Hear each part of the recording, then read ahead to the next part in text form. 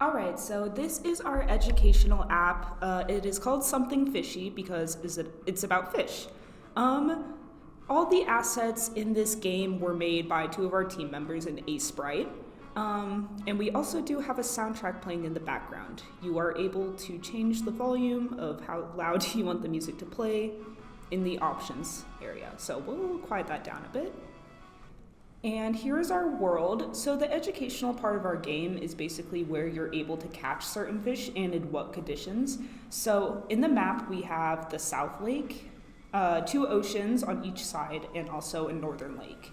And also, the pool of fish you're able to catch in all these areas change based on if it's raining or not. So we do have a rain cycle, which another team member will get into later. But also another educational part of the game is the fish documentation book, which is where you'll get your hints to find each of the fish, which this teaches you where you find them normally in habitats. All right. Okay, in terms of kind of game physics and collisions within the game, how we decided to do this was basically adding a Box 2D chain of points. So all of these points where there are like hills like this, like bridges, hills where you can go up and down, all of those collisions are basically made with the player object being a circle and everything else being lines that the player object reacts to and kind of goes up and down with, right? And when the player stops moving, they are a static object. When he's moving, it's a dynamic object. And then there are bounds as well. So as soon as the player reaches the dock, there's like a wall that stops them. But essentially, the way we decided to do this was a chain of points so we can make curves.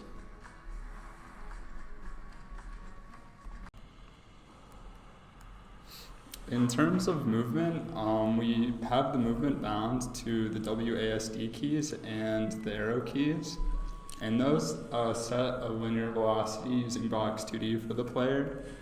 We used to have like a jump feature like bound to spacebar, but it would clip into objects, so we kind of got rid of it. So yeah, you can kind of move up and down this slope. And then we have an interaction system, so whenever you move within a certain radius to one of these orbs, like you get this dialogue that's based off the location of the orb where you can interact. And pressing E to interact opens up our like fishing game feature. And that's movement and interaction.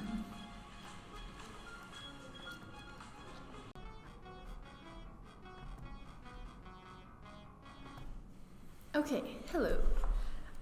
So this is our fish book right here. We have some nice page sounds. And so for each fish you have a hint. And depending on the hint it'll tell you where the fish shows up. And then when you catch a fish, it'll show up in the book. And that is our fish book.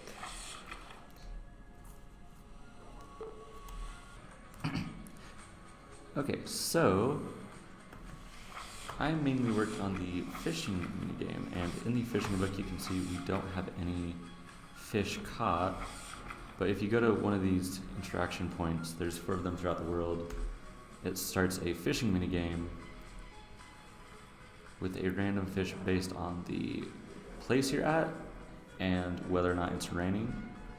So the areas actually reflect the fish habitat somewhat.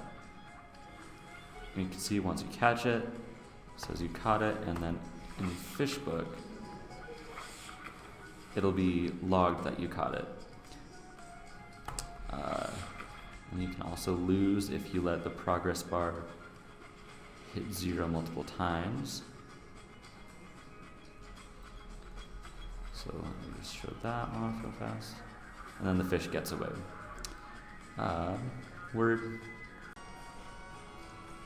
Hello, something that we have in our game is a weather cycle. Currently we have it where it rains every 5 seconds just to kind of demonstrate this. But this can change up basically the different types of fish that can be caught.